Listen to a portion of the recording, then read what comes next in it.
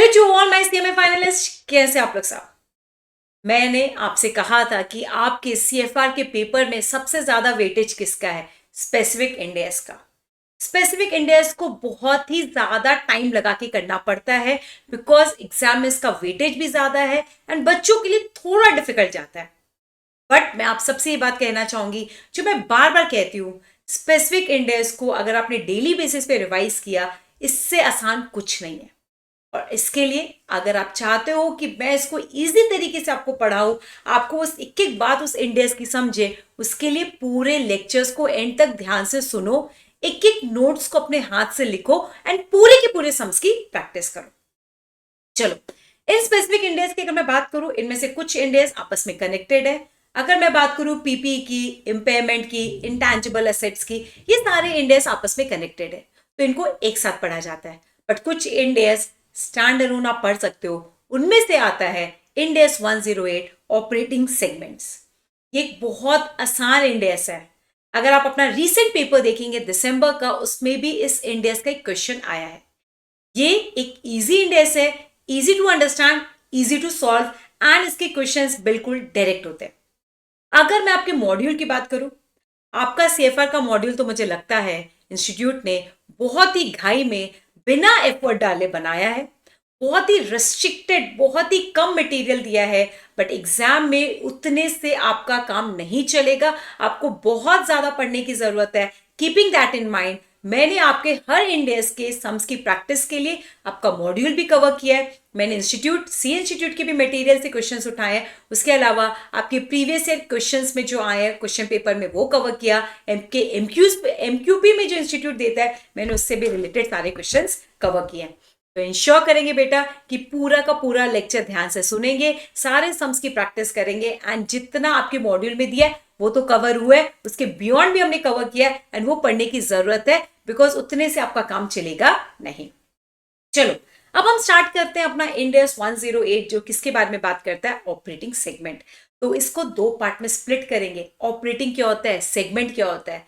Correct, इसके लिए एक एग्जाम्पल आपको देखना पड़ेगा एंड उससे पहले आपको ये समझना पड़ेगा इस इंडेक्स की जरूरत क्यों पड़ी। चलो, अभी मैं फिलहाल एक सिचुएशन आपसे पूछती हूँ। एज अ सीएमए, आप जब भी बैलेंस शीट बनाते हो, पीएनएल अकाउंट बनाते हो, किसी का भी, तो बताओ आप क्या करते हो? मैम, हम जब भी किसी भी कंपनी का बैलेंस शीट या पीएनएल बनाते हैं, हमें हैबिट है, मान लो बिजनेस का नेम है XYZ लिमिटेड, करेक्ट। तो XYZ लिमिटेड की जब हम बैलेंस शीट बनाते हैं, हम इस बैलेंस शीट में जब भी काम करते हैं, हम इसका टोटल शेयर कैपिटल लिखते हैं, हम उसका टोटल प्रॉफिट लिखते हैं, हम उसके सारे फिक्स एसेट्स लिखते हैं, हम उसके सारे करंट एसेट्स लिखते हैं, हम उसके सारे नॉन करंट एसेट्स लिखते हैं और बैलेंस शीट टैली कर देते हैं। Share capital, reserves and surplus, फिर अगर कोई नॉन करंट लायबिलिटी है वो हम ये सब इधर लिखते हैं। उसके अलावा हम उसके फिक्स एसेट्स मतलब पीपी, नॉन करंट एसेट्स या करंट एसेट्स अगर हुए, हम उन सबकी वैल्यूज यहां लिखते हैं और हमारी बैलेंस शीट बन गई। उसी तरीके से जब हम पीएनएल अकाउंट बनाते हैं, हम पीएनएल अकाउंट बनाते हैं किसी भी बिजनेस का, हम पीएनएल अकाउंट में भी यही करते हैं। उस पूरे बिजनेस का रेवेन्यू फ्रॉम ऑपरेशन यहां लिखते हैं, उसकी अदर इनकम बच्चों यहां लिख के हम टोटल कर देते हैं। उसके अलावा अगर एक्सपेंसेस हैं, cost of material consumed, depreciation, employ benefit expense, finance cost, जो आपका फॉर्मेट था, वो सारे खर्चे आप यहाँ लिखते हो, प्रोविजन फॉर टैक्स करते हो, और ये करने के बाद आपको बिजनेस का क्या आता है? Profit after tax.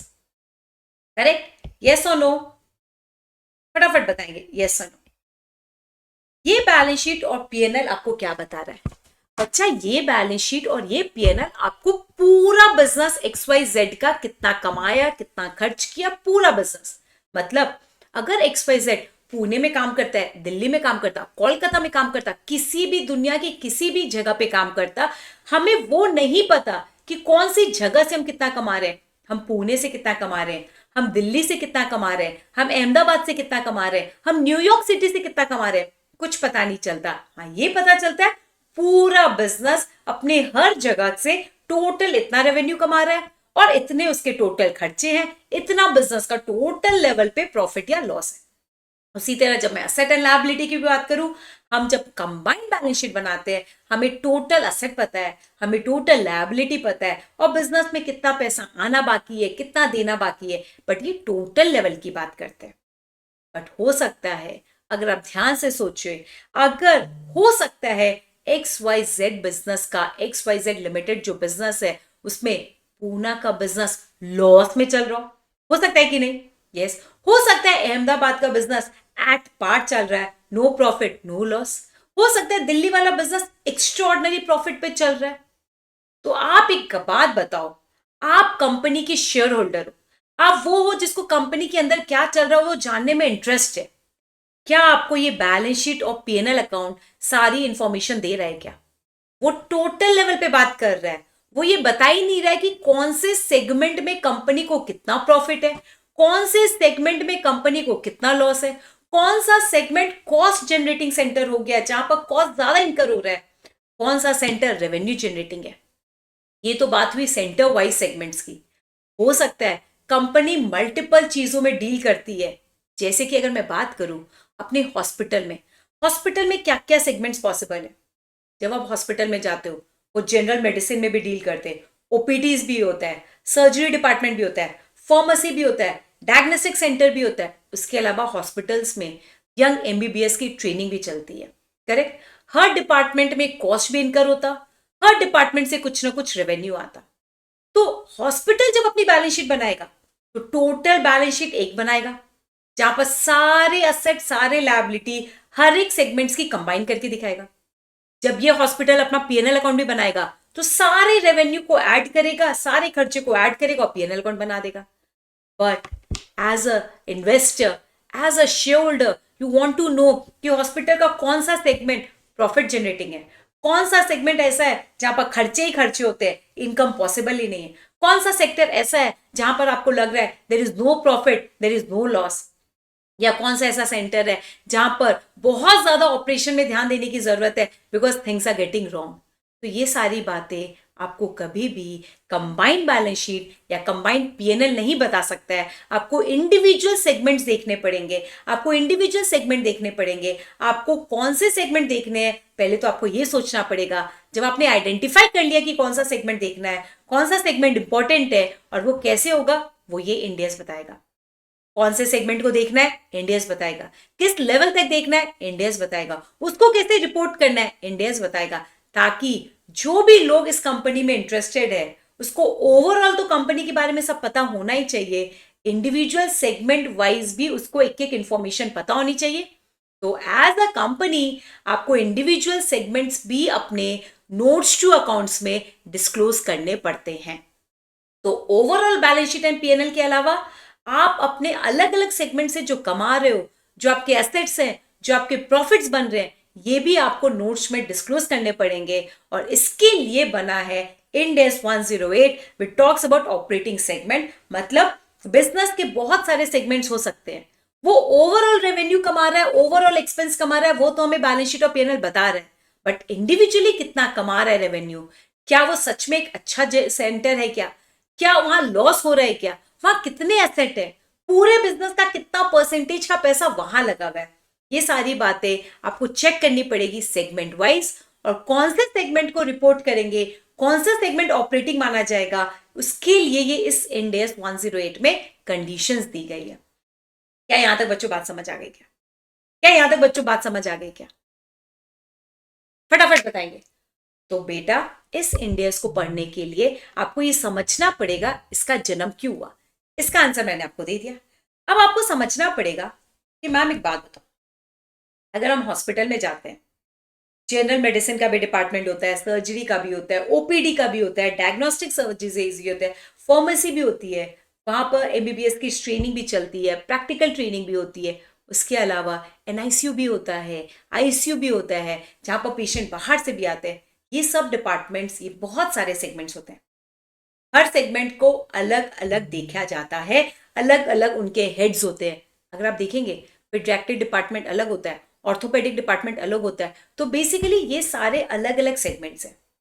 अब इतने सारे सेगमेंट्स हैं, अब इनमें से कौन से सेगमेंट ऑपरेटिंग है, कौन से सेगमेंट सिर्फ बने हुए फॉर द नेम सेक, जो कोई काम नहीं है but on a safer side बना के रख दिया है, उसको बोलते हैं अदर्स। तो याद रखना, सबसे पहले आपको इस इंडेस को पढ़ने से पहले आइडेंटिफाई करना पड़ेगा क्या बिजनेस में सेगमेंट्स है। यस, हमारा इस एग्जांपल किसका लिया मैंने, हॉस्पिटल का। क्या हॉस्पिटल में सेगमेंट्स है? यस। कौन कौन से सेगमेंट्स है? General medicine, surgery, diagnostic, pharmacy, training, education, है ये सेगमेंट्स। अब आपको चेक करना पड़ेगा ये सेगमेंट्स ऑपरेटिंग सेगमेंट्स हैं या नहीं, मतलब क्या ये इस इंड एस 108 में कवर हो रहे हैं या नहीं। तो सबसे पहले आपको आइडेंटिफाई करना पड़ेगा ऑपरेटिंग सेगमेंट्स हैं या नहीं। ऑपरेटिंग सेगमेंट्स होने के लिए इनको ये 3 कंडीशन चेक करनी पड़ेगी। जल्दी से मेरे साथ करेंगे बेटा, मेरे साथ इसको लिखेंगे। सबसे पहले आपको क्या चेक करना पड़ेगा, ऑपरेटिंग सेगमेंट्स हैं या नहीं। तो आपका फर्स्ट क्वेश्चन का आंसर अगर ये आया, what are, whether they are operating segment or not, तो आपको चेक करना पड़ेगा। पहला question, whether they are called operating segment or not, क्या वो ऑपरेटिंग सेगमेंट कहला रहा है या नहीं कहला रहा है, आपको सबसे पहले ये चेक करना पड़ेगा। अगर आपके ये तीनों कंडीशन आ रहे हैं तो वो ऑपरेटिंग सेगमेंट है। पहला कंडीशन क्या है, it earns, it may earn revenue and incurs expenses, the results are reviewed by a department, reviewed by chief operating decision maker and discrete financial information is available. Guys, आपको सबसे पहले check करना पड़ेगा क्या ये operating segment है क्या। Operating मतलब चलने वाला या काम करने वाला सेगमेंट, ऐसे नहीं सोचेंगे। ऑपरेटिंग सेगमेंट है या नहीं। ऑपरेटिंग सेगमेंट होना या नहीं होना आइडेंटिफाई करने के लिए 3 पॉइंट चेक करो। क्या वहां से रेवेन्यू अर्न होता है, क्या खर्चे उस डिपार्टमेंट में इनकर हो रहे हैं या उस सेगमेंट में। यस, देखेंगे ना।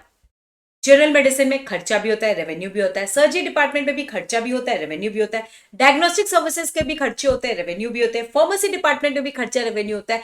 टीचिंग डिपार्टमेंट में ऑब्वियसली खर्चा ज्यादा होता है, रेवेन्यू का पार्ट थोड़ा लिमिटेड होता है, बट होता तो है।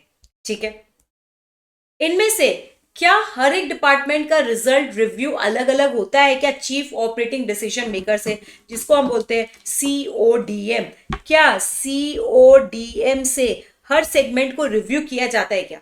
यस, अगर आपको पता होगा, आप जब हॉस्पिटल जाएंगे हर एक सेगमेंट का अलग HOD होता है, करेक्ट। वो एक एक चीज रिव्यू करता है, क्या ये डिपार्टमेंट सही चल रहा है, क्या ये सेगमेंट सही चल रहा है, इस सेगमेंट में क्या खर्चे ज्यादा है, इनकम कम है, क्या असेट को चेंज करने की जरूरत है, असेट को डेवलप करने की जरूरत है। ये कौन करता है, चीफ ऑपरेटिंग डिसीजन मेकर। तो अगर वहां पर उसका कोई चीफ ऑपरेटिंग डिसीजन मेकर है जो उसको रिव्यू करता है, उसके रिजल्ट्स को रिव्यू करता है, वो चेक करो। एंड तीसरी बात, उससे रिलेटेड फाइनेंशियल इंफॉर्मेशन अवेलेबल है, मतलब डायग्नोस्टिक डिपार्टमेंट में कितने असेट है उसकी इंफॉर्मेशन अवेलेबल है, सर्विस डिपार्टमेंट में या फार्मेसी में कितने असेट्स है, कितने स्टाफ है, सबका पे कितना है, सबका इन एंड आउट टाइमिंग क्या है, मतलब you maintain all the financial information that is required, then you are an operating segment. तो सबसे पहले इसको समझने के लिए, इस इंडेक्स को समझने के लिए आपके बिजनेस में there can be a segments. Segment could be area wise also. मान लो पूना में बिजनेस चल रहा है, दिल्ली में बिजनेस चल रहा है, कोलकाता में, न्यूयॉर्क में, तो ये जोग्राफिकल सेगमेंट्स भी हो सकते हैं। अदरवाइज बिजनेस सेगमेंट्स भी हो सकते हैं, जैसे कि general medicine, surgery, pharmacy, diagnostic centre, teaching centre. तो याद रखना, आपका चीफ ऑपरेटिंग डिसीजन मेकर जो है वो जिस हिसाब से चीजों को रिव्यू करता है, अगर वो चीजों को एनालाइज करता है बिजनेस वाइज, उस केस में आपके सेगमेंट्स बिजनेस वाइज होंगे। बट अगर आपका चीफ ऑफिसर डायग्नोस करता है चीजों को, एनालाइज करता है चीजों को ज्योग्राफिकल लोकेशन वाइज, मतलब पूना का अलग एनालिसिस करता है, न्यूयॉर्क का अलग करता है, उस केस में आपके सेगमेंट्स ज्योग्राफिकल वाइज डिस्ट्रीब्यूट होंगे। बट कैसे भी आपके सेगमेंट्स डिस्ट्रीब्यूट हो, चाहे वो ऑपरेटिंग वे में डिस्ट्रीब्यूट हो बच्चों, या प्रोडक्ट वाइज आपके सेगमेंट्स डिस्ट्रीब्यूट हो, या बिजनेस वाइज आपके सेगमेंट्स डिस्ट्रीब्यूटेड है, the only thing you need to check, क्या उस एरिया में रेवेन्यू और एक्सपेंसेस इनकर हो रहे हैं, क्या वो रिव्यू हो रहा है क्या चीफ ऑपरेटिंग ऑफिसर से, क्या वहां पर फाइनेंशियल इंफॉर्मेशन अवेलेबल है क्या अलग से, then you are an operating segment. अगर चीफ ऑपरेटिंग डिसीजन मेकर आपके फाइनेंशियल परफॉर्मेंस को रिव्यू नहीं करता, आपके खर्चे और रेवेन्यू जनरेट हो ही नहीं रहे, इन केस दैट आप ऑपरेटिंग सेगमेंट नहीं। तो फिर से मैं कंक्लूड करती हूं, अगर आपको अपने आप को ऑपरेटिंग सेगमेंट कहना है तो आपके तीनों कंडीशंस क्लियर होने चाहिए। फटाफट बताओ कौन से तीन कंडीशंस है। रेवेन्यू एक्सपेंस इनकम होना चाहिए, चीफ ऑपरेटिंग डिसीजन मेकर आपके इंफॉर्मेशन को रिव्यू करना चाहिए, and separate financial information available हुआ है हर एक सेगमेंट का। सेगमेंट दो टाइप से हो सकते हैं। अगर मैं हॉस्पिटल की बात करूं तो यहां पर मैंने बिजनेस सेगमेंट बताया है, but it can be geographical segment also, depending upon आपके पास एज अ इंफॉर्मेशन कैसे आ रहा है। अगर आपके पास इंफॉर्मेशन बिजनेस वाइज आ रहा है, बिजनेस सेगमेंट ले लो। आपके पास इंफॉर्मेशन लोकेशन वाइज आ रहा है, ज्योग्राफिकल सेगमेंट्स ले सकते हो। Am I clear? इसमें कोई फर्क नहीं पड़ता। चलो, अब इंस्टीट्यूट कहता है अभी तो आपको सिर्फ पता चला आप ऑपरेटिंग सेगमेंट हो या नहीं हो, तो फिलहाल मान लो ये तीनों कंडीशन यहां पूरे होते हैं, तो ये बन जाता है, अज्यूम करो, ऑपरेटिंग सेगमेंट। ये भी बन जाता है ऑपरेटिंग सेगमेंट। मान लो ये भी बनता है ऑपरेटिंग सेगमेंट, ये भी बनता है ऑपरेटिंग सेगमेंट। और मैं अज्यूम कर रही अपने एग्जांपल में ये नहीं बनता ऑपरेटिंग सेगमेंट बिकॉज वो कुछ कंडीशंस पूरे नहीं कर पा रहा है, तो टीचिंग अज्यूम कर रहे हैं कि ऑपरेटिंग सेगमेंट नहीं है। तो सबसे पहले आइडेंटिफाई करो ऑपरेटिंग सेगमेंट है या नहीं है। सबसे पहले मैंने आइडेंटिफाई कर दिया कि ये चारों ऑपरेटिंग सेगमेंट है और लास्ट वाला ऑपरेटिंग सेगमेंट नहीं है। करेक्ट, एक वर्ड क्लियर है। मैम एक बात है, हॉस्पिटल के बिजनेस के बाइफिकेशन को तो आप सेगमेंट बोल रहे हो, बट हॉस्पिटल की टोटल जब बैलेंस शीट बना रहे हो, टोटल पीएनएल बना रहे हो, टोटल रेवेन्यू बना रहे हो, उसको क्या बोलेंगे बेटा? सिंपल सी बात है, इसको एंटिटी बोलेंगे, इसको ऑर्गेनाइजेशन बोलेंगे, इसको इन टोटल बिजनेस का रेवेन्यू बोलेंगे, बता रहा है इन टोटल बिजनेस का एक्सपेंस बता रहा है। तो hospital is an entity which has business segments like general medicine, surgery, diagnostic service, pharmacy and teaching. But इनमें से general medicine, surgery, diagnostic, pharmacy, ये मैंने अज्यूम किया है कि इन्होंने तीनों कंडीशन पूरे किए तो ऑपरेटिंग सेगमेंट बन गए। अब टीचिंग में हो सकता है दो कंडीशन पूरे नहीं हुए, इसलिए वो ऑपरेटिंग सेगमेंट मेरे इस एग्जाम्पल में बना नहीं। चलो मैम, अगर हमारे पास 20-25 सेगमेंट हुए तो इतने सारे रिपोर्ट करने पड़ेंगे। Is all operating segment reported? Absolutely wrong. इसका जवाब तो तब दूंगी ना जब पहले पढ़ाऊंगी। तो बेटा आप इस जवाब के लायक अभी बने ही नहीं हो। अभी तो सिर्फ मैंने बोला ऑपरेटिंग सेगमेंट हो, रिपोर्टेबल हो या नॉन रिपोर्टेबल है उसके लिए आपको आगे पढ़ना पड़ेगा। आप रिपोर्टेबल हो या नॉन रिपोर्टेबल ऑपरेटिंग सेगमेंट है वो ये इंड एस आपको डिटेल में बताता है। तो याद रखना, ऑपरेटिंग सेगमेंट आइडेंटिफाई करते ही आपका काम नहीं चलता। ऑपरेटिंग सेगमेंट आइडेंटिफाई करने के बाद आपको आगे अपनी टेस्टिंग बढ़ानी पड़ेगी। उस टेस्टिंग में बोला जाता है अगर आपने कुछ कंडीशंस मैच कर दिए तो आप बन जाओगे reportable operating segment, otherwise non reportable operating segment. Correct? What do you mean by reportable operating segment? Reportable का मतलब है नोट्स टू अकाउंट्स में आपके बारे में चीजें डिस्क्लोज की जाएगी। यहां पर आपके बारे में चीजें क्या की जाएगी? Disclose. But when I talk about non reportable operating segments, इसका मतलब नो डिस्क्लोजर, आप कहीं पर भी डिस्क्लोज नहीं किए जाओगे। क्या यहां तक सबको बच्चों समझ आ गए क्या? जल्दी से फटाफट बता देंगे, फटाफट।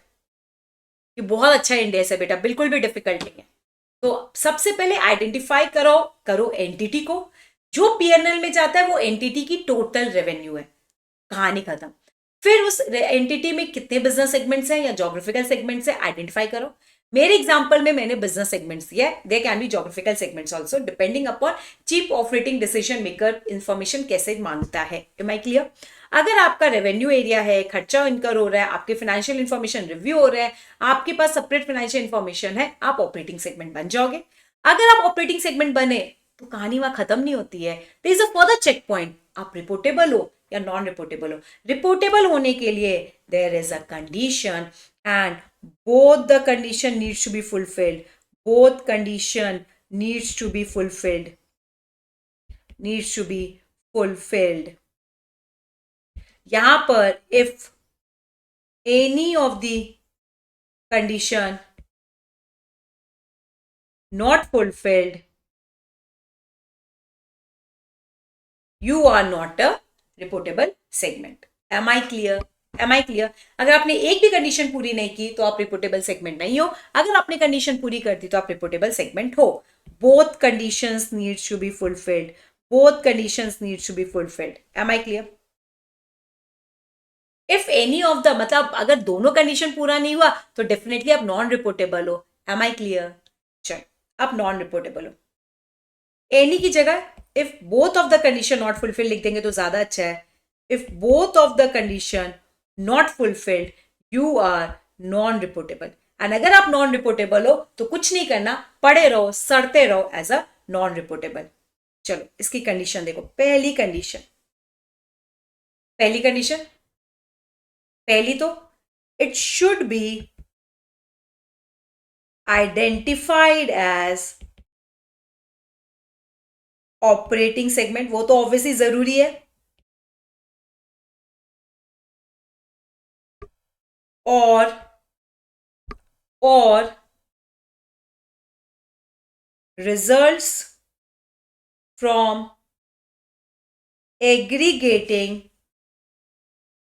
two or more of these segments in aggregation criteria, and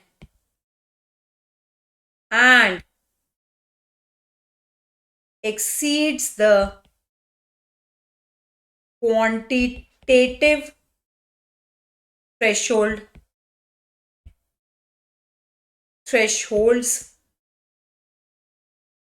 बेटा, exceeds the quantitative thresholds discussed below। ये मैं बताऊंगी, टेंशन मत लो, ये अभी क्वांटिटेटिव थ्रेशोल्ड मैं आपको बताऊंगी। Am I clear? तो ध्यान से देखेंगे। पहला तो अगर आपको रिपोर्टेबल ऑपरेटिंग सेगमेंट बनना है तो पहले आपको ऑपरेटिंग सेगमेंट बनना होगा। ये पॉइंट क्लियर है क्या? Yes ma'am. बहुत बार क्या होता है बेटा, आपको लग रहा है कि कुछ सेगमेंट आपस में कंबाइन होके रिपोर्ट हो सकता है। अगर आपको लग रहा है आप उसको एग्रीगेट कर सकते हो, आप उसको ज्वाइन कर सकते हो, तो यहां पर एक और परमिशन दी गई है। पहले तो आइडेंटिफाई करो आप ऑपरेटिंग सेगमेंट हो, एंड आपने आइडेंटिफाई कर लिया ऑपरेटिंग सेगमेंट है, अच्छी बात है। या फिर आपको लगता है दो या दो से ज्यादा ऑपरेटिंग सेगमेंट को आप कंबाइन कर सकते हो बिकॉज वो एग्रीगेशन क्राइटेरिया को मीट कर रहे हैं, मतलब आपस में मिलने के क्राइटेरिया को मीट कर रहे हैं।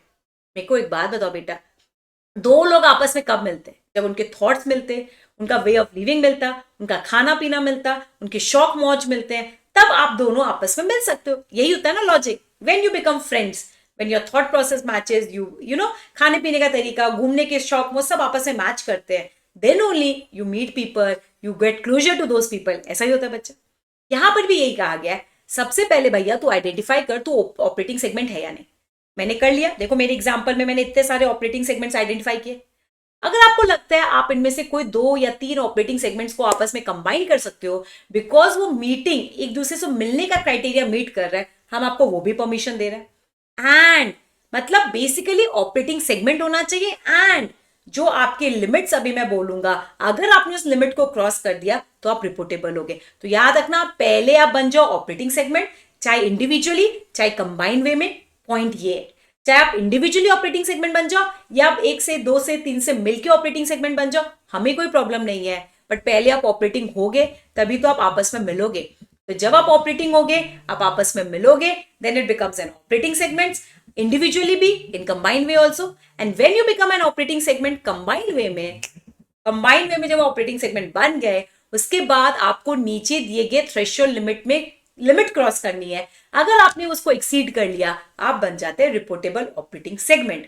अगर आपने उस लिमिट को एक्सीड नहीं किया तो आप नहीं होगे रिपोर्टेबल सेगमेंट। यहां तक बच्चों पॉइंट समझ आ गए क्या? जल्दी से देखेंगे।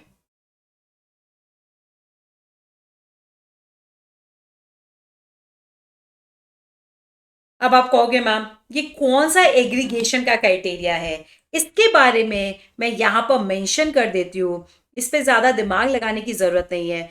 कब हम आपस में कंबाइन करेंगे एक या दो या एक से ज्यादा ऑपरेटिंग सेगमेंट को, इसके कुछ 5 पॉइंट्स हैं। सिंस यहाँ पर मेरे पास जगह है, मैं इंटेंशनली यहाँ पर लिख रही हूँ ताकि आपको ये चीजें याद रहेगी कि किनको एग्रीगेट करते हैं। When do you meet up an aggregation criteria, हम कहां पर एग्रीगेशन कर सकते हैं, कौन से ऑपरेटिंग सेगमेंट्स को आपस में एग्रीगेट कर सकते हैं। एकदम सिंपल है, एकदम सिंपल है। If nature of product and service to, if nature of production process या if nature of type of customers जिससे आप डील करते हो, if method used to distribute their products, or if nature of regulatory condition are similar, correct, and inconsistent with the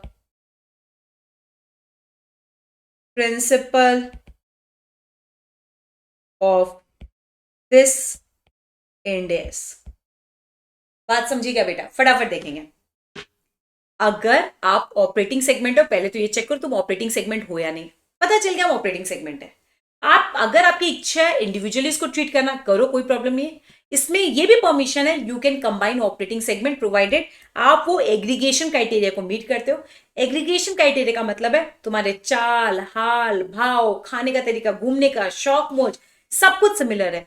इसको business की भाषा में बोलो, your nature of product, your production process, your customer you deal, your distribution, your regulatory conditions are similar and as per the provisions and as per the knowledge, as per the insight of this particular index, you can aggregate them on, और नहीं है and, और नहीं है बच्चा and you exceed the quantitative threshold, you exceed the quantitative threshold, जो मैं अभी आपके साथ डिस्कस करूंगी कि अगर आपने ये थ्रेशोल्ड लिमिट को क्रॉस कर दिया एंड आप ऑपरेटिंग सेगमेंट हो तो यू आर रिपोर्टेबल। अगर आप ऑपरेटिंग सेगमेंट नहीं हो तो for sure you are not reportable even if you fulfil the criteria. तो पहले तो ऑपरेटिंग सेगमेंट होना जरूरी है, उसके बाद आप कंडीशंस फुलफिल करो। अगर आपने दोनों फुलफिल किया तो आप रिपोर्टेबल सेगमेंट्स हो, अदरवाइज नहीं हो। यहां तक किसी बच्चे को कोई प्रॉब्लम? मैंने चार्ट को देखो स्टार्ट कहां से किया, operating segment, reportable, non reportable. Reportable का मतलब है उसके बारे में नोट्स टू अकाउंट्स में बताओ, नॉन रिपोर्टेबल का मतलब है उसके बारे में नोट्स टू अकाउंट्स में कुछ नहीं बताना। देन कब आप रिपोर्टेबल होगे? जब आप ऑपरेटिंग हो एंड थ्रेशोल्ड लिमिट को क्रॉस कर रहे हो। इनमें से दोनों में से एक भी कंडीशन अगर आपने पूरी नहीं की तो आप नॉन रिपोर्टेबल हो। थ्रेशोल्ड लिमिट्स अब क्या है वो मैं आपके साथ डिस्कस करने वाली हूं। क्वांटिटेटिव थ्रेशोल्ड, यहां तक लिख लिया बच्चों सबने? यस। अब इसी चार्ट को बेटा अगर आपने ये अच्छे से लिखा तो आपके लिए ही बेनिफिशियल होगा, आपको रिवाइज करने में इजी जाएगा।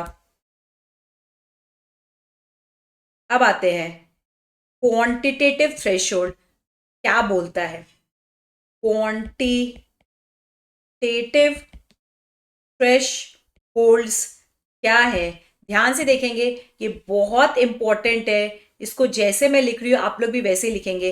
These are the 3 quantitative threshold. इनमें से कोई एक भी पूरा हुआ तो चलेगा, और है भाई, और है। ये आप लोग बहुत एग्जाम में एरर करते हो फिर कहते हो हमें समझाने। क्वांटिटेटिव थ्रेशोल्ड पूरा आना चाहिए, तीनों नहीं, तीनों में से तीनों हो गए तो बहुत बढ़िया, तीनों में से दो भी हुआ बेहतरीन, तीनों में से एक भी हुआ तो बेस्ट। तो क्वांटिटेटिव थ्रेशोल्ड का मतलब है कोई एक लिमिट को क्रॉस कर लेना। Am I clear? बच्चों बात समझ आ रही है क्या नहीं आ रही? Enjoying this Ind AS? यस। तो बी एनर्जेटिक, मजे से पढ़ो, खूब जोश में पढ़ो, ताकि आपको इसका एक एक पॉइंट मैं क्लास एंड होने से पहले आपके दिमाग में फिट कर दूंगी, आपको ये बाद में पढ़ने की जरूरत नहीं है। चलो, क्वांटिटेटिव थ्रेशोल्ड में कोई एक कंडीशन पूरी होनी चाहिए, मैं फिर से लिख देती हूँ, ये और है, ये और है। आपका मतलब once you have identified an operating segment, उस सेगमेंट का टोटल रेवेन्यू ऑपरेटिंग, चलो ऐसे नहीं लिखती हूं, टोटल रेवेन्यू, चाहे इंटरनल रेवेन्यू हो या एक्सटर्नल, अगर किसी ऑपरेटिंग सेगमेंट का, मान लो मैं बात कर रही हूं फार्मेसी का या मेडिकल का या सर्जरी का, उस पर्टिकुलर सेगमेंट का, उस पर्टिकुलर सेगमेंट का रेवेन्यू, चाहे वो इंटरनली कमा रहा हो या externally, greater than equal to 10% of the revenue of all operating segment. याद रखना यहां क्या लिखा है मैंने, all operating segments, this word is very important, all operating segments, and यहां पर ऑपरेटिंग लिखा है, एंटिटी नहीं लिखी है। मतलब समझा क्या? सुनो, ध्यान से सुनो, इसको बाद में सम्स में और डिटेल में समझ जाएंगे, अभी सिर्फ कॉन्सेप्ट कर रहे हैं। आपके पास 5 सेगमेंट है, तो जब आपसे मैं पूछूं total revenue of entity, entity बोला तो तुम क्या बोलोगे? General medicine, surgery, diagnostic, pharmacy, training, ma'am पांचों का रेवेन्यू ऐड होगा, तब आपका टोटल रेवेन्यू ऑफ एंटिटी आएगा। बात समझी क्या? बट क्या मैंने एंटिटी लिखा है क्या? नहीं मैम, आपने तो लिखा है रेवेन्यू ऑफ ऑपरेटिंग सेगमेंट। इसका मतलब आपको किस किस का रेवेन्यू ऐड करना है? जनरल मेडिसिन ऑपरेटिंग सेगमेंट है, सर्जरी ऑपरेटिंग सेगमेंट है, डायग्नोस्टिक ऑपरेटिंग सेगमेंट है, फार्मेसी ऑपरेटिंग सेगमेंट है। आपको इन चारों का रेवेन्यू ऐड करना है, ट्रेनिंग वाले का रेवेन्यू ऐड नहीं करना है, इनका पूरा रेवेन्यू ऐड करना है, कंपेयर करना है इंडिविजुअल ऑपरेटिंग सेगमेंट्स के रेवेन्यू से, और अगर आप इक्वल टू या ग्रेटर देन 10% आए तो आप रिपोर्टेबल हो। एंटिटी वर्ड नहीं लिखा, ये याद रखना, एग्जाम में आप क्या करते हो, टोटल एंटिटी के रेवेन्यू से कंपेयर करते हो, गलत। टोटल ऑपरेटिंग सेगमेंट के रेवेन्यू से इंडिविजुअल ऑपरेटिंग सेगमेंट का रेवेन्यू कंपेयर होगा। सिंपल सी बात है, OS compare to OS, operating segment to operating segment, जब आप थ्रेशोल्ड लिमिट को चेक करते हो। Am I clear? ये याद करने का तरीका याद रखना। अच्छा मैम, पहला टेस्ट हो गया, आई थिंक जगह कम पड़ जाएगी बेटा, कोई बात नहीं, मैं यहाँ लाइन कर देती हूँ ताकि आपको पहला टेस्ट है टोटल रेवेन्यू। दूसरा टेस्ट देखेंगे, मैं दूसरे कलर से लिखती हूँ ताकि आपको पता रहेगा। अगर मैं बात करूं टोटल प्रॉफिट या लॉस, अगर आपका ग्रेटर देन इक्वल टू 10%, ये सिर्फ लिख लो, ये फिलहाल लिख लेना, ऑफ कंबाइंड प्रॉफिट और कंबाइंड लॉस, इसमें से जो हायर मिलेगा of all operating segment. I know आपको ये पॉइंट नहीं समझा होगा, मैम ये हायर वायर क्या लिख दिया, मैंने कहा समझाया जो तुम्हें समझेगा, बस सिर्फ ये लिख लो, इसके बारे में हम बाद में बात करेंगे, इसके बारे में बाद में बात करेंगे। सिर्फ याद रखना, अगर आपका रेवेन्यू टेस्ट नहीं सक्सेसफुल हुआ तो आप शिफ्ट हो जाओ प्रॉफिट टेस्ट पे। प्रॉफिट टेस्ट में आपको क्या करना है, आपको चेक करना है क्या आपके सेगमेंट का प्रॉफिट या आपके सेगमेंट का लॉस इक्वल टू या ग्रेटर देन 10%। ऑफ देखो क्या लिखा है, ऑफ या तो टोटल प्रॉफिट या of the total loss, whichever is higher, उससे उसका परसेंटेज कंपेयर होगा। मैं एक बार सिर्फ ओरली समझाने की कोशिश करती हूँ, नहीं समझा तो टेंशन मत लो, हम बाद में इसको एग्जाम्पल में करेंगे। मान लो पहले तुमने आइडेंटिफाई कर लिया ये 4 ऑपरेटिंग सेगमेंट है, ये लॉस पे है और ये लॉस पे है, पहला 2 सेगमेंट प्रॉफिट पे।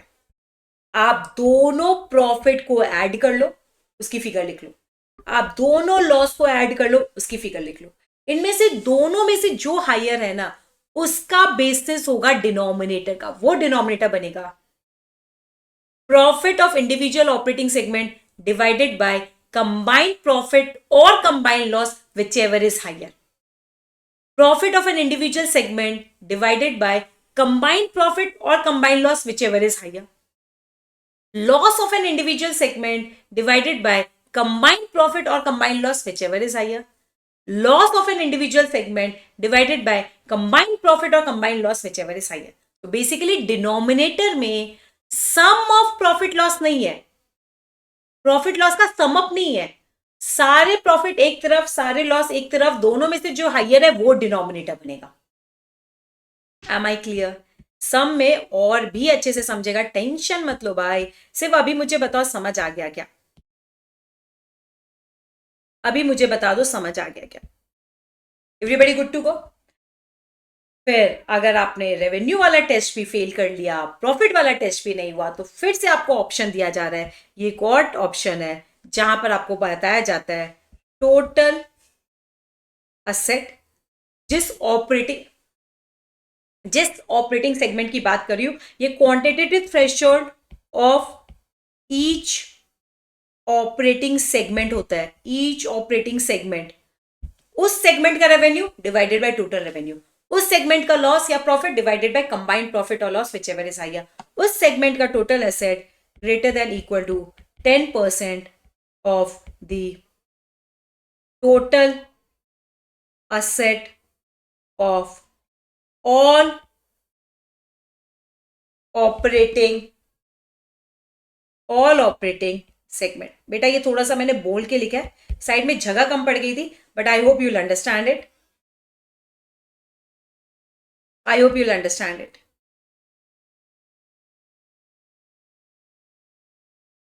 करेक्ट? इसको मैं उधर ले जाती बेटा.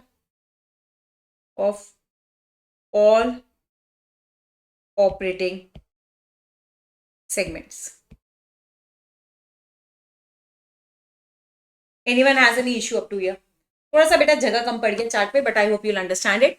तो याद रखना, आपको अगर थ्रेशोल्ड लिमिट क्रॉस करना है तो आपको 3 टेस्टिंग करनी पड़ेगी. Revenue test, profit test, asset test. ये कोई नाम नहीं है, मैंने क्रिएट किया है. ग्रेटर देन इक्वल टू, सबका condition is greater than equal to 10%, greater than equal to 10%, greater than equal to 10% of each individual segment. सिर्फ प्रॉफिट में याद रखना, total profit and total loss दोनों में से जो हाइयर होगा ना वो डिनोमिनेटर बनेगा.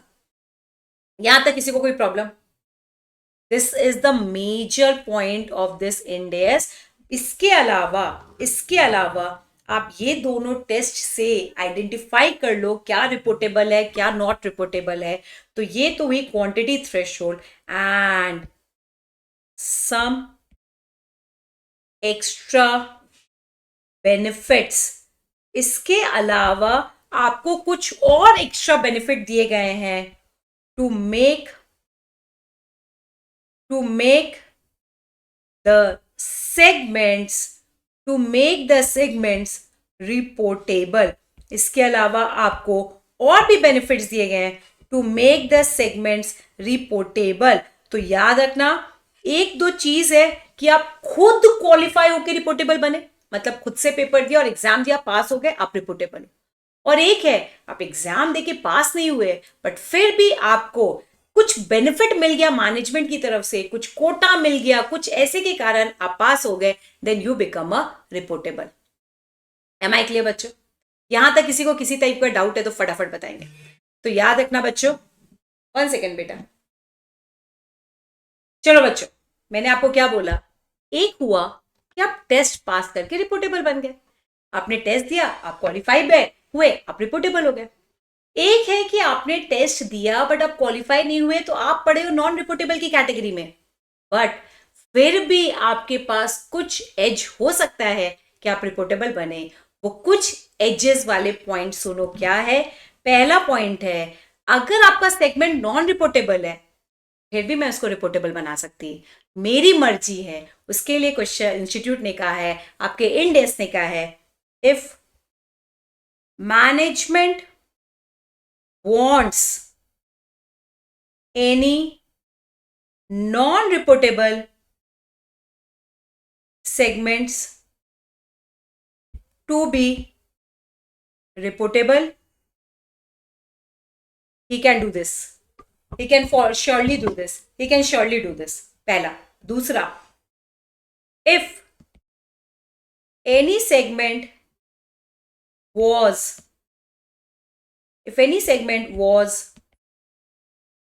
reportable in previous year, it surely becomes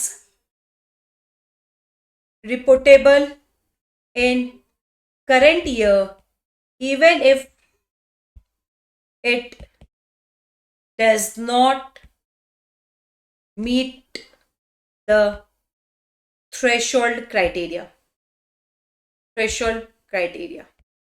यहां तक बात समझी क्या? अगर आप पिछले साल रिपोर्टेबल थे, इस साल आप थ्रेशोल्ड क्राइटेरिया को नहीं मीट कर पाए, इस कारण आप बन गए नॉन रिपोर्टेबल। बट आपका ये इंड AS 108 कहता है अगर आप पिछले साल रिपोर्टेबल थे तो फॉर श्योर इस साल भी आपको रिपोर्टेबल किया जाएगा, even you do not meet the threshold criteria, तो you will become a reportable segment. तो मैनेजमेंट अपने डिसीजन से किसी नॉन रिपोर्टेबल को रिपोर्टेबल बना सकता है। पिछले साल अगर आपने बेटर किया तो इस साल आपको स्टिल मौका दिया जा रहा है कि आप बेटर कर लो, तो आपको एक चांस दिया जा रहा है and you are made reportable. And last but not the least, ये बहुत इंपॉर्टेंट है, टोटल एक्सटर्नल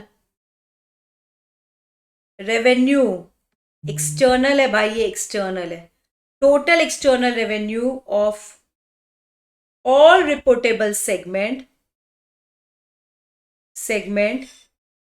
शुड बी, ये बहुत इंपॉर्टेंट है, should be greater than equal to 75% of external revenue of, ये वर्ड देखो क्या लिखा है मैंने यहाँ, एंटिटी। ये सब गड़बड़ करते हो, यहाँ गड़बड़ करते हो। अब एक और last but not the least, पहली चीज ऑपरेटिंग सेगमेंट होना चाहिए। दूसरी चीज, आपका मैं थ्रेशोल्ड कंडीशन चेक करूंगी उससे आप रिपोर्टेबल बन रहे हो या नहीं। तीसरी चीज, मैनेजमेंट आपको रिपोर्टेबल बनाना चाहता है, बना दे।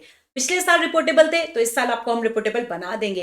लास्ट ये भी चेक करना पड़ेगा कि जो सेगमेंट को आपने रिपोर्टेबल किया, मान लें आपने चारों सेगमेंट ऑपरेटिंग में 3 रिपोर्टेबल किए, तीनों रिपोर्टेबल का एक्सटर्नल रेवेन्यू, नो इंटरनल, सिर्फ एक्सटर्नल, बाहर वाले बेच के जो पैसा कमाया उस रेवेन्यू को उठाइए और उसको एंटिटी के, भाई यहां ऑपरेटिंग सेगमेंट नहीं लिखा है, एंटिटी मतलब total health care, total hospital के रेवेन्यू का 75% या उससे ज्यादा बना तो ठीक है, कम बना, make some other segment as reportable.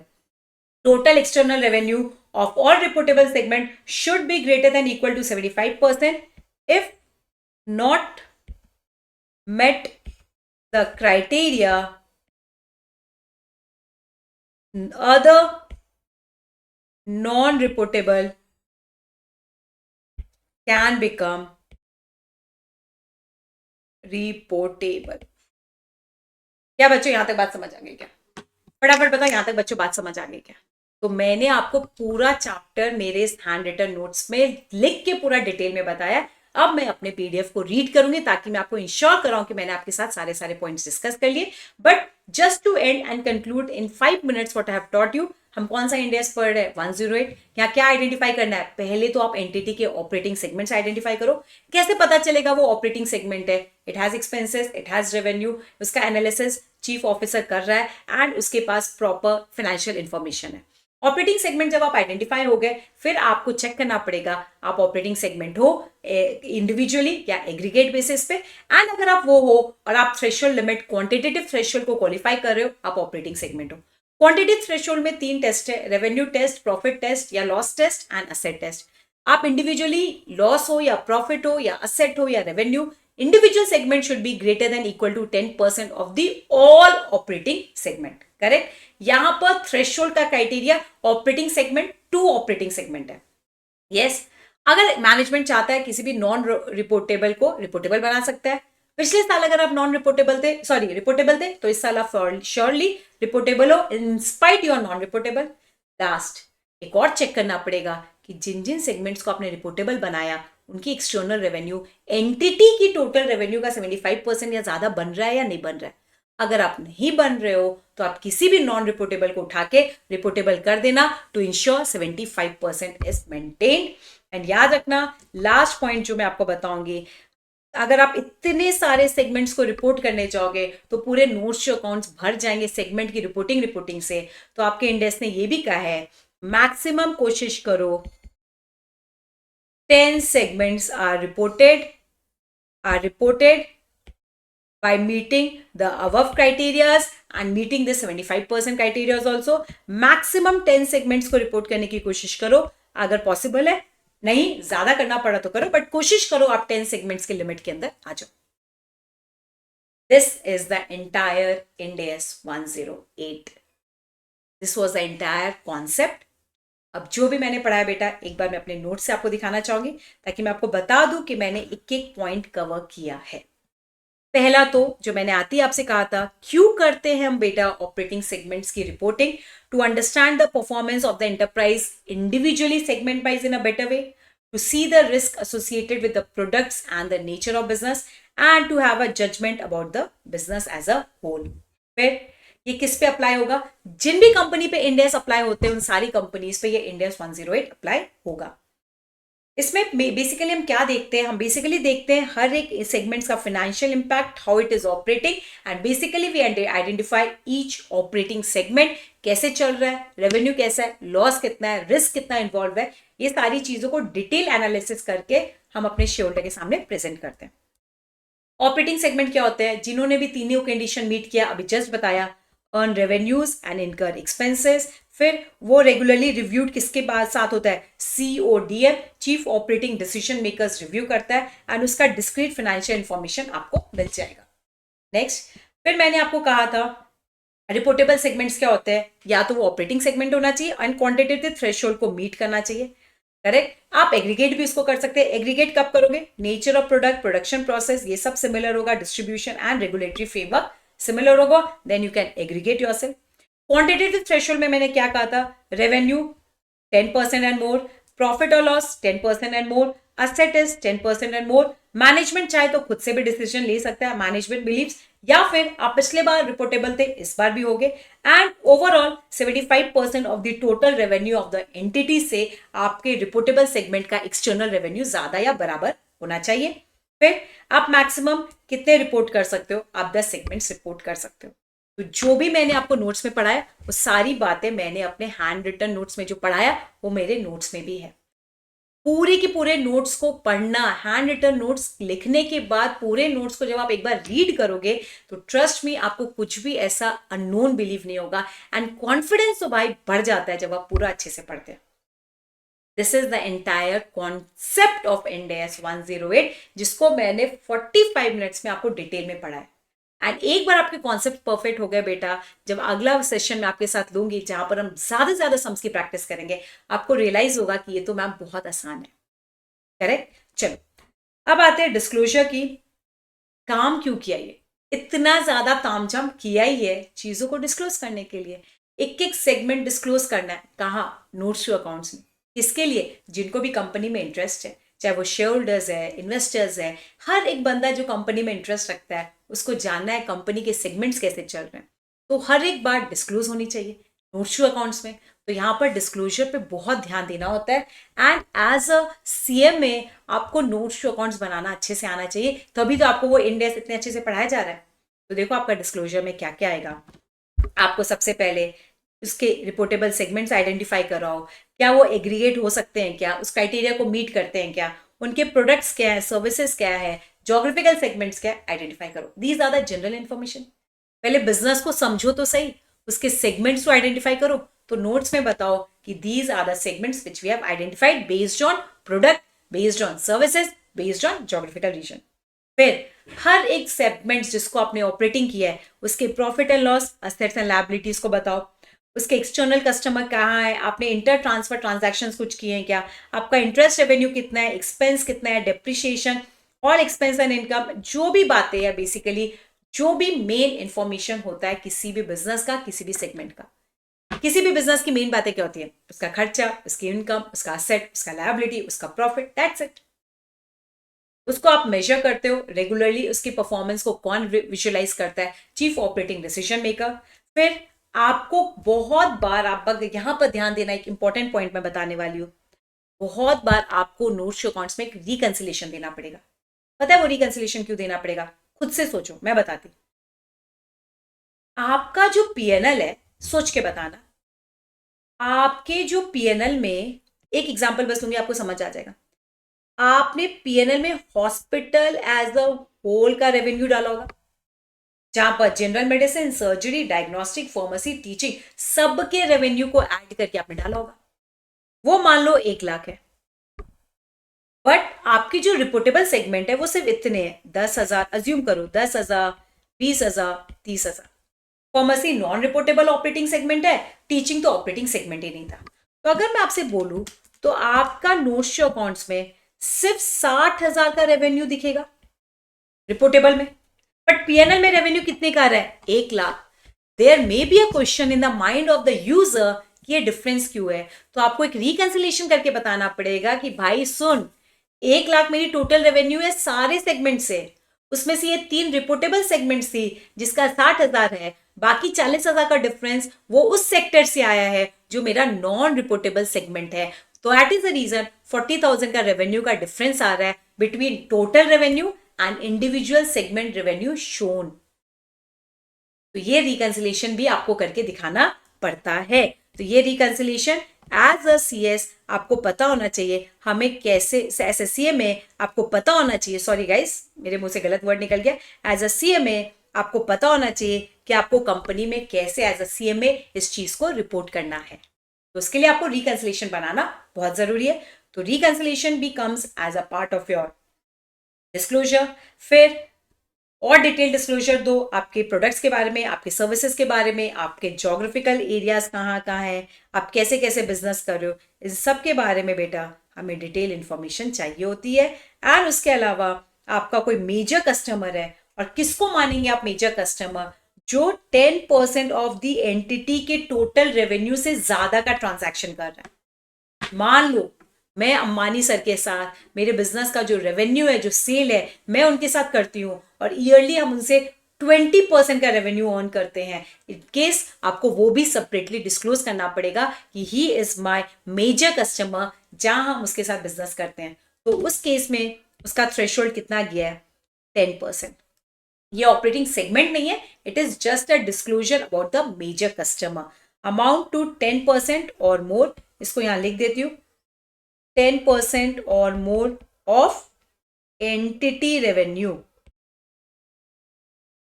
तो अगर आपका कोई कस्टमर है जो 10% या उससे ज्यादा का रेवेन्यू आप उससे कमा रहे हो, तो उस केस में उस कस्टमर के बारे में इंफॉर्मेशन नोट्स टू अकाउंट्स में देना है। यहां तक बात समझ आ गई? एक और चीज याद रखना, ये end S cash flow statement में नहीं अप्लाई होता, ये आपको पता ही है। एंड अगर आपका इंटर ट्रांसफर है, इंटर सेगमेंट ट्रांसफर है, उन सारी जगह पे अपन इसको लगाने की कोशिश नहीं करेंगे। Am I clear? This is the entire takeaway and the entire concept of the Ind AS 108 operating segment. मैंने डिटेल में इसके पूरे कॉन्सेप्ट्स आपको बता दिए। करेक्ट? आई होप कि इंड एस आपको अच्छे से समझ आ गया, और कुछ भी नहीं है इस इंड एस में। सिर्फ आपको ये थ्रेशोल्ड लिमिट याद करना है, ऑपरेटिंग सेगमेंट आइडेंटिफाई करना है, एग्रीगेट कब कर सकते हो उसके कंडीशंस आपको देखना है, and that's it. This is the end of the concept of end S 108 operating segment.